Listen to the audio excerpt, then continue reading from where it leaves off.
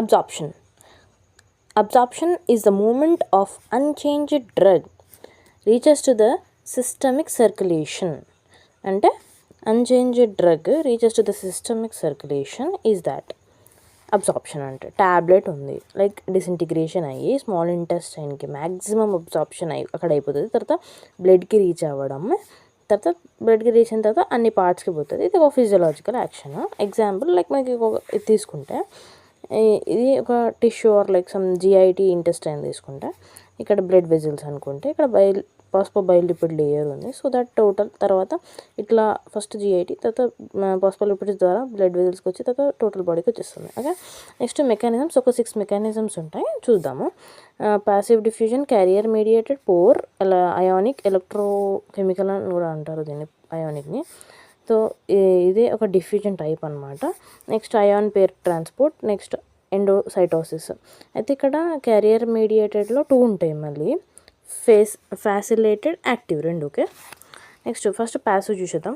Passive అంటే ఏంటంటే high concentration to low concentration, like by equilibrium కోసం అనమాట. కాన్సన్ట్రేషన్ అండ్ గ్రేడియన్ అని కూడా అంటారు, కాన్సన్ట్రేషన్ గ్రేడియన్ అని కూడా అంటారు.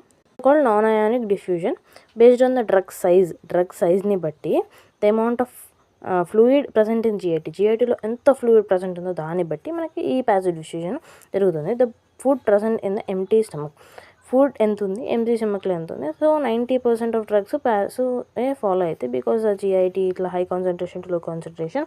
ఎందుకు అంటే no energy required, no carriers required కాబట్టి. So this is diffusion follows the fix first law, like dq by dt is dakm by wh.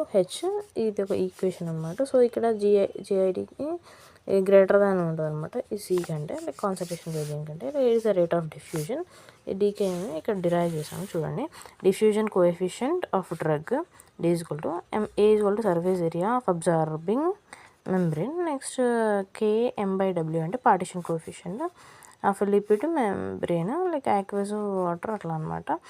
GIT minus GIT concentration of drug fluid take in plasma, H అంటే thickness of membrane. Okay, after this మనం carrier mediated చూద్దాము. Carrier mediated అంటే monosaccharides, amines, vitamins ఇవన్నీ మెయిన్గా చేస్తాయి అనమాట. Like facilitated డిఫ్యూజన్కి require protein carrier అనమాట. So this is a protein carrier అనుకుంటే లైక్ ఇట్లా వెళ్ళిపోతాయి అనమాట. ఇక్కడ మనకి ఫాస్ఫోలిపిడ్ ఉంటుంది కదా, సో దట్ క్యారియర్ ప్రోటీన్స్ అనేవి రిలీజ్ అయ్యి డిసోసియేషన్ అయ్యి సపరేట్ అయ్యి బ్లడ్కి వెళ్తాయి, జిఐటి నుంచి బ్లడ్కి. సో దాట్ ఇక్కడ మనకి ఇట్లా క్యారియర్ మీడియేటెడ్ సమ్ క్యారియర్స్ ఉంటాయి అనమాట. This is carrier protein. So that bind అయ్యి మళ్ళీ ఇట్లా వెళ్తాయి అనమాట.